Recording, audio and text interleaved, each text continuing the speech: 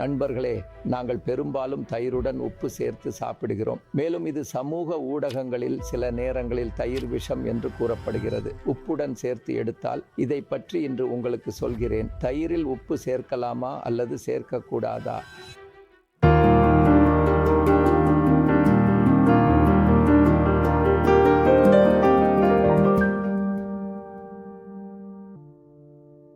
நண்பர்களே, நீங்கள் தயிரில் உப்பு சேர்த்து சாப்பிடுகிறீர்களா? அப்படியானால் இந்த வீடியோவை பாருங்கள். ஏனெனில் இது குடல் மற்றும் இதயம் இரண்டிற்கும் தீங்கு விளைவிக்கக்கூடிய தவறு.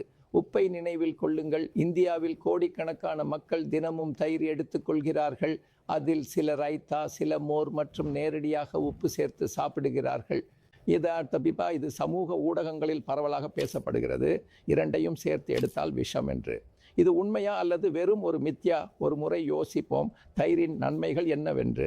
தயிர் ப்ரோபயோடிக் ஆகும். இதில் நல்ல பாக்டீரியா உள்ளது, குடலுக்கு மிகவும் பயனுள்ளதாக உள்ளது, கால்சியம் உள்ளது, புரதம் உள்ளது மற்றும் ஜீரண சக்தியும் உள்ளது. கொழுப்பு குறைவாக இருந்தால் இதயத்திற்கு தீங்கு விளைவிக்காது, நோய் எதிர்ப்பு சக்தியை ஆதரிக்கிறது மற்றும் கொலஸ்ட்ரால் சமநிலையை பராமரிக்க உதவுகிறது. தயிரில் கொழுப்பு குறைவாக இருந்தால் இங்கே உப்பு என்ன செய்கிறது என்பதை பார்ப்போம். உப்பு முழுமையாக கெட்டது அல்ல, ஏனெனில் செயல்பாட்டிற்கு சமநிலைக்கு இயக்கத்திற்கு உப்பு தேவைப்படுகிறது. எலக்ட்ரோலைட் சமநிலைக்கு தேவைப்படுகிறது. பிரச்சனை என்னவென்றால் உப்பு மிக அதிகமாக இருந்தால் மற்றும் தினமும் அதிக அளவில் எடுத்தால் தயிர் உப்பு ஆபத்தானது ஏன் என்று கூறப்படுகிறது. இது தவறான அளவில் எடுத்தால், அதிக அளவில் எடுத்தால் மற்றும் தவறான நேரத்தில் எடுத்தால் ஏற்படும். உப்பு மற்றும் தயிர் இரண்டும் நீர்த்தேக்கத்தை ஏற்படுத்துகிறது. மேலும் அதிக உப்பு ப்ரோபயோடிக்ஸை பலவீனமாக்குகிறது. ஆராய்ச்சி கூறுகிறது, அதிக உப்பு சேர்த்தால் உங்கள் நல்ல பாக்டீரியா குறையும், ஜீரண சக்தி பலவீனமாகும், அழற்சி அதிகரிக்கும். மேலும் இரவில் தயிர் மேலும் மோசமாக கருதப்படுகிறது, ஏனெனில் ஜீரண பிரச்சனை ஏற்படுகிறது. ஜீரணத்தை மந்தமாக்குகிறது. தயிரின் இயல்பு குளிர்ச்சியாக உள்ளது, அது நல்ல விஷயம் அல்ல. மேலும் உப்பு நீர்த்தேக்கத்தை ஏற்படுத்துகிறது. இதனால் வாயு, அமிலத்தன்மை, ரிஃப்ளக்ஸ் போன்றவை ஏற்படுகின்றன. எனவே நீங்கள் குறிப்பாக இரத்த அழுத்தம், IBS நோயாளிகள் போன்றவர்கள் அவர்கள் இந்த சிக்கல்களை எதிர்கொள்கிறார்கள். அப்போது தயிர் மற்றும் உப்பு உங்கள் அபாயத்தை அதிகரிக்கலாம். இப்போது தயிர் சாப்பிடுவதற்கான உண்மையான முறை என்ன என்பதை பார்ப்போம்.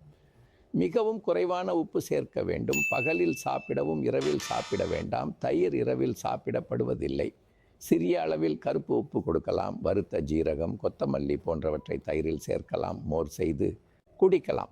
அப்போது தயிர் மற்றும் உப்பு விஷம் அல்ல, ஆனால் மிக அதிக அளவில் உப்பு இருக்கக்கூடாது மற்றும் தவறான நேரம், அதாவது இரவு நேரத்தில் எடுத்துக்கொள்ள வேண்டாம் என்பதே நல்லது.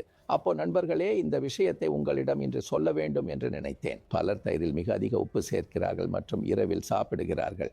இது இரண்டு விஷயங்களையும் நிறுத்துங்கள். தயிரில் உப்பு சேர்க்கலாம் மற்றும் அதனுடன் வறுத்த ஜீரகம் அல்லது மஞ்சள் அல்லது பிற பொருட்களை சேர்க்கலாம். அதனால் எந்த பிரச்சனையும் இல்லை. கருப்பு உப்பையும் பயன்படுத்தலாம்.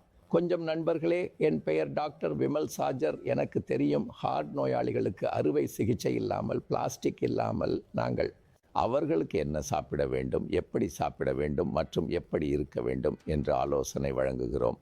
அதே போல நாங்கள் இந்தியா முழுவதும் 43 மையங்களில் நடத்தி 7.5 லட்சம் நோயாளிகளுக்கு வெற்றிகரமாக சிகிச்சை அளித்துள்ளோம்.